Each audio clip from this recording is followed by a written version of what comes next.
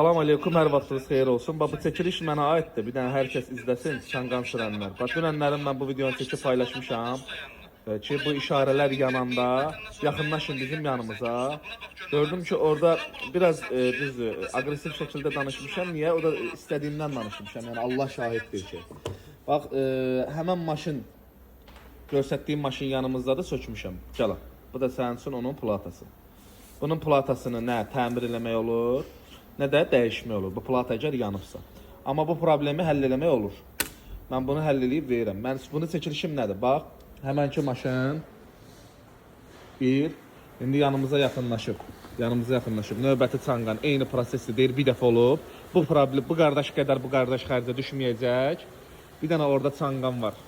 Motoru sökülüb. Gördüyünüz kimi. Bir dənəsi də eyni prosesdədir. Q7 yuxarıda saxlayıb. Ondakı eyni prosesdir, onu da həll eləyəcəyik. Qabaqcadan kim gəlirsə, bu cür hallarla qarşılaşmır. Kim ki, axırda mən dediyim kimi gəlirsə, bunu Allah qoysa, gedib 1000 neçə 100 manat verib alırsınız, qoyursunuz üstünə.